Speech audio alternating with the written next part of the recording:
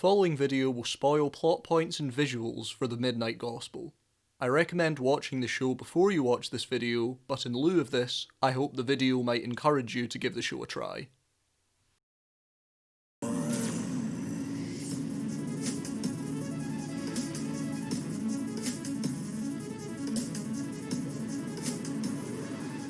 The Midnight Gospel was not what I expected.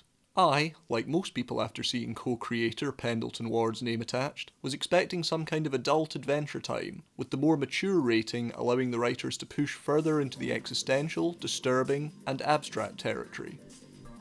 We did get that, but not through narrative-driven storytelling. Not really, anyway. Instead, we got excerpts of the other co-creator Duncan Trussell's podcast, the Duncan Trussell Family Hour, animated. I have to admit I was slightly disappointed when I realised this, at least initially. However, it's not like the usual animated podcast format that one might see on YouTube. In those cases, the story being told on the podcast is brought to life and visualised as a way of enhancing that story. Midnight Gospel's visuals are still connected to the podcast, but on a macro level rather than a micro level. The visuals themselves are at most tangential to what is being said word for word, but complement the themes of the podcast absolutely. We see an extra story being told, visually, often not being addressed by the characters involved, ensuring the rewatchability of this cartoon. The humour from the visuals is often very clever, and is seamlessly injected into each episode. Couple this with the naturalistic conversations from the podcast, and you get a very intriguing and amusing show. I enjoyed every episode of the Midnight Gospel pretty much,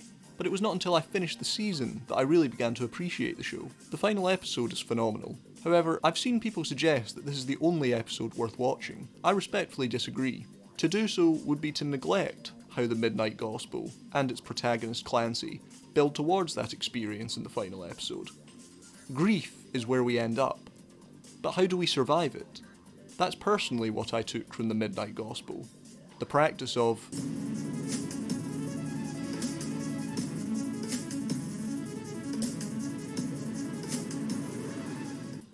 The premise of the series is this. Clancy has borrowed money from his sister to buy an unlicensed simulator in order to create universes so that he can interview their inhabitants for his spacecast. Due to Clancy's laziness in maintaining his simulator, these apocalyptic worlds are usually destroyed at the end of his interview. That is all the viewer really knows after the first couple of episodes. Very little time is initially spent on the chromatic ribbon where Clancy lives. In the first episode, we are thrown straight onto Earth 4169, right in front of the White House, with Clancy ready to interview a small bald man, who we find out is the president. Quickly, the conversation turns to recreational drugs, primarily marijuana. Drugs are often seen as a quick fix if you have a poor mental state. They're a coping mechanism when you boil down to it.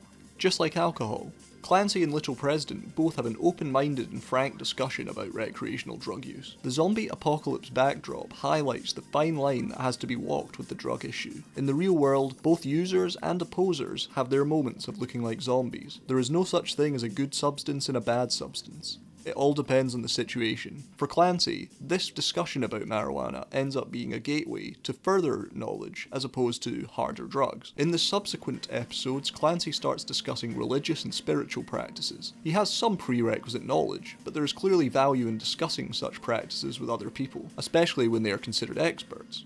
I think that the season of Spacecasts breaks into two halves.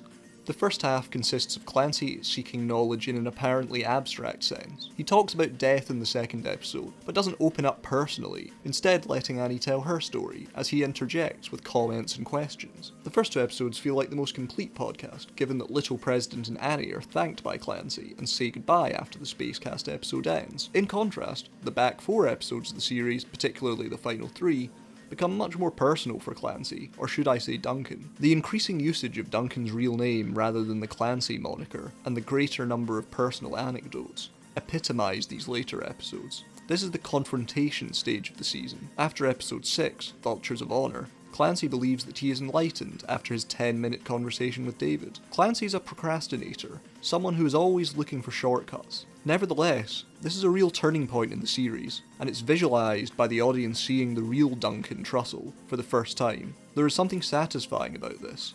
though I can't put my finger on it exactly. I suppose because it seems like progress, even if Clancy's enlightenment is largely fabricated. But I believe his faux enlightenment is the reason as to why he is confident enough to finally face death herself in the 7th episode, Turtles of the Eclipse. He has buried death so deep inside his bag, literally and figuratively, and it is in this episode that we finally hear from Clancy that both of his parents have passed away. They are friends of death, as he delicately puts it. Once he has acknowledged death, Clancy, or Duncan, is finally ready to face what comes next. Which brings me to the 8th and final episode, Mouse of Silver.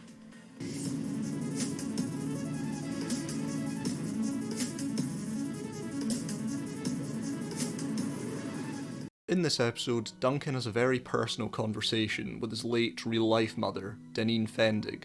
I say Duncan because all Clancy pretenses are dropped in this episode. This conversation is 100% real. There was no way to add other scripted events to this podcast episode due to Deneen's passing shortly after this recording. This is obviously a circumstantial necessity, but I think it adds a lot to the show. It's as if Clancy is finally honest with himself in this episode. The visuals are very powerful, signifying the ever-changing relationship between a child and their parent, as well as the nature of living on after you're gone in the memories of others. But even that doesn't entirely get rid of the pain for those left behind. This is demonstrated by Clancy's simulator exploding, destroying everything in the surrounding area, including Clancy's shoe collection. A running motif in this show that I really like is how Clancy keeps shoes from each simulated world he visits. On a surface level, this gets him in trouble later when he is technically harvesting items from an unlicensed simulator, including Charlotte, the magic dog he inherits from Little President. However, there is clearly a larger idea at play, given the ubiquity of the phrase, walk a mile in someone else's shoes. These shoes are tangible mementos for Clancy to represent what he has learned from the different people he's interviewed. Even after they are destroyed by Clancy's simulator, he encounters the people that he got these shoes from on the bus. His experiences with everyone caused him to grow, and for that reason, he kept them with him, inside somewhere. It's obviously hard to definitively unpack what happens at the end of the season. My personal read on it was that Clancy was saved by Charlotte, the only real living being that he had let into his life recently, and dogs are really good at making you feel better. She was a positive influence on Clancy's life. This was displayed initially when he fell into the portal in her stomach. Wow, I never thought I'd say anything like that.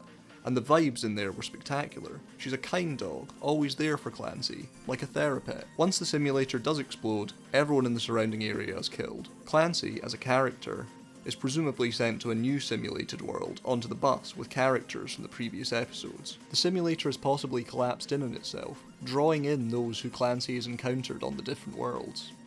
His mother is not there, so I don't think that he is dead in a traditional sense. After all, Clancy sings in the end credits, I am not alive, but I never died. I took this to mean that Clancy is not real, he is not alive, he is a creation of Duncan Trussell and Pendleton Ward. He was never born and will never die. In any case, death told Clancy that he would die in a rolly chair, which might be a reference to Trussell's real-life profession. I imagine he records a lot of podcasts in such a chair. The one loose end, as it were, is Captain Bryce, the simulator expert, who is surprisingly okay with being trapped in suspended space, and is astonishingly loyal to Clancy even after all the trouble he causes him. Captain Bryce is connected in his own way to the idea of forgiveness, which is discussed in a number of episodes, primarily the 4th, Blinded by My End. His encounters with Captain Bryce maybe soften him up to the idea of speaking to David. Captain Bryce was a kind soul, probably dead by now, but maybe not, he might have been protected in suspended space. But it was this kindness that aided Clancy's development. Clancy's sister also exercises this forgiveness, telling Clancy that he doesn't need to pay her back for the money that he borrowed, so long as he starts to work on himself. This is the point when Clancy really starts working towards self-improvement. Not instantly. In the moment, he rushes to his computer and breathlessly requests a planet to travel to. He needs to escape. If a Season 2 is ever made, needless to say, I really want this, then the ending to Season 1 will be explained more thoroughly. I think that Season 2 might have Clancy return, but he will go by Duncan completely moving forward. Clancy and the other characters will be carried by Duncan inside. This Duncan will be a step closer to the Duncan in real life, given that Trussell stated that Clancy was partially based on his younger self. That is to say nothing about Clancy's neighbour Blithfrius and his children Shanefrius and Stefrius, who escape into their own simulator as the explosion occurs. Blithfrius is a much bigger criminal than Clancy due to his excessive harvesting, so he originally thought the cops were there for him. The family had already been at odds with Clancy, so I'm sure they will return in Season 2. If they know that your mind can survive inside a simulator, then Clancy's mind will survive too. And if he does survive, I hope we can explore more of this intriguing universe. At the end of the day, dealing with pain and death is a marathon, not a sprint. And I think it was his conversations with people, both simulated and real beings, that allowed Clancy to fight the darkness that was overloading him. Meditation, forgiveness, facing death, Buddhism, ceremonial magic, the use of Charlotte as a therapet, they all help Clancy, and he carries them with him, riding with them on that bus into whatever comes next. Even if you don't use it all, after all, Clancy loses one of his shoes in the 3rd episode. The sheer process of opening your mind can help you move forward. I'm a profound believer in this, and yet, even after all that, you can prepare all you want with the most powerful weapons, but not even that can stop the heartbreak. The animation and the podcast pair together, and we see Duncan finally open his heart at the end, which literally plays out for us on screen. You can cry, and your heart can heal. Clancy is finally able to heal.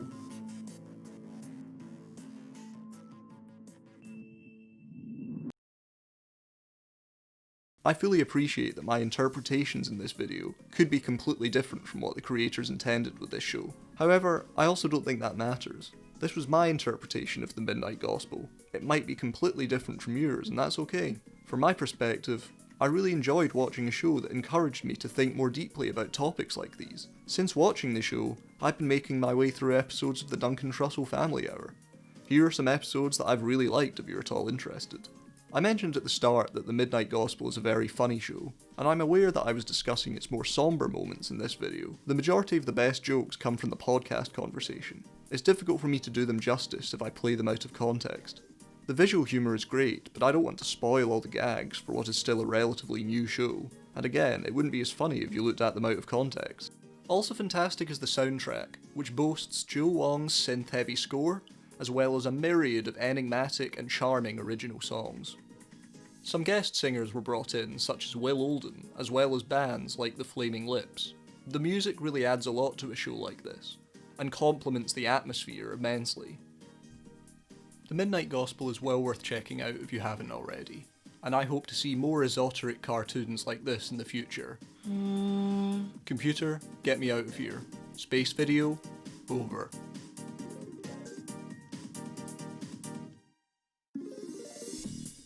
Thanks for watching.